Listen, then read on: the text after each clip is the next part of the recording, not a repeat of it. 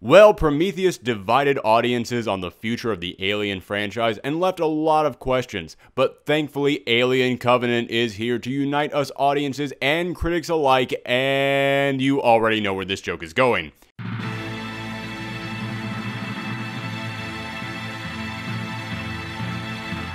Okay, I want to make something clear before I review this film. There is stuff in here that I liked. I think that in the first half of this film, when it wants to be creepy, it's genuinely creepy. I think that Michael Fassbender does a darn fine job capturing the performances of not one, but two characters. And even though I personally never wanted an origin story to the aliens, it's actually not a bad one. I've seen way worse origin stories to horror movie monsters, so they did a decent enough job with it. And because of that, I think there is some stuff to applaud in this film. That being said, this movie is mostly getting positive reviews, and I just don't get it.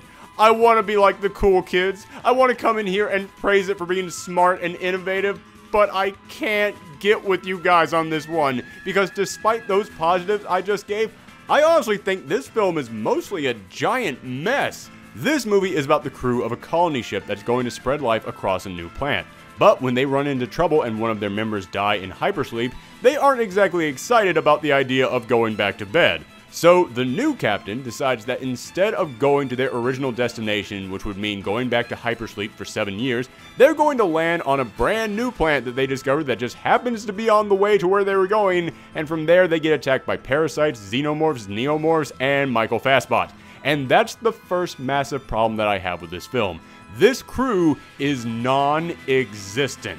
None of them have any personality other than that the captain is an idiot who makes horrible decisions to try and prove himself, the main character is just the main character, and Danny McBride is the guy in the hat. Aside from that, there is no personality to anyone other than Michael Fassbender. When these characters died, I didn't care about them at all because I didn't even know what their names were. Heck, the whole catch with this team is that since it's a colony ship, everyone on this crew is married. But you would have a scene where a character would be talking to his wife, and I would have no idea that was his wife until the next scene when they said, "Hey, be careful with my wife." There's no connection between anyone, and we spend so little time with them that I would forget who someone was the moment they changed to a new scene. If you lined up all the men on one side and all the women on the other side, and you asked me to match up the husbands to the wives, I would have no idea how to do that. And don't tell me, oh, well, if you watch the promotional footage for this movie, no, don't make me do homework to understand your film. Put your movie in your movie. Don't make me go out there and search for the stuff that I need to see in order to have any kind of connection to the characters in your film. And speaking of Fassbender as David and the new robot Walter, yeah, I found some of the interactions between them interesting. And I did kind of dig Walter, and I thought David was kind of intimidating, but it never felt as effective as they wanted it to. I've seen so many people applauding how smart the issues being raised by David are, and I have no idea what they're talking about. David is evil because he thinks humans are imperfect and he thinks robots are better than them. Wow, a sci-fi film where a robot is evil because it thinks humans are flawed. Really breaking some new ground on that one. And I'm sorry if someone thinks I'm spoiling this by saying that David is evil, but you have got to be kidding me if you can't call that in the first 5 seconds after he shows up. And speaking of calling things early on, this film is leading towards a big twist, and I called it an hour before it happened. It is so obvious, you have to question if it's even meant to be a twist. I was not tense at all leading up to that twist, because I was just sitting there and sighing, saying, oh my god, just reveal it already, we know what's coming. And I know that a lot of people are going to defend this by saying, hey, at least it was better than Prometheus.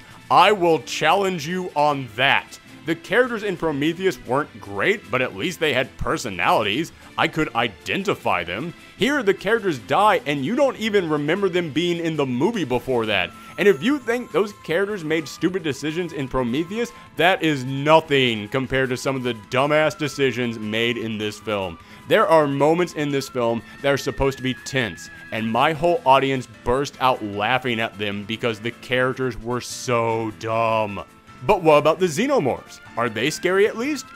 Listen, Some of the scenes with the aliens are tense. They're shot very well, and the body horror stuff is legit scary. It actually made me jump.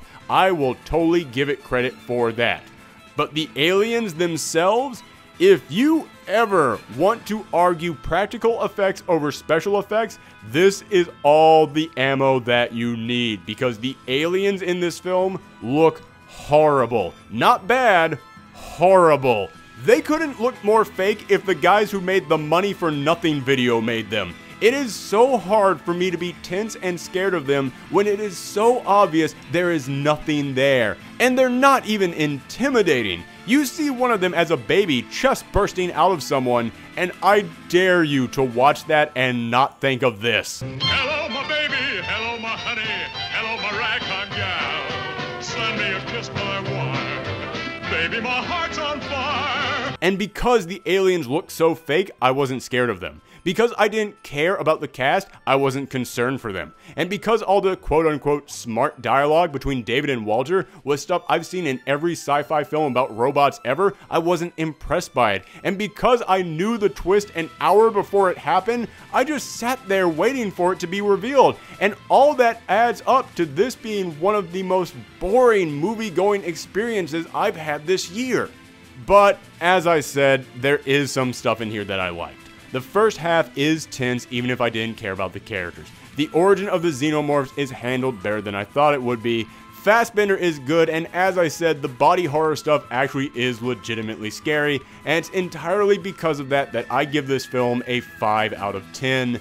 But I seriously, for the life of me, do not understand why this film is getting such praise. I do not understand why people who hated Prometheus think this one is great when it suffers from even more problems than that one did. I want to understand. I've heard the reviews, I've heard the arguments, but I just don't get it.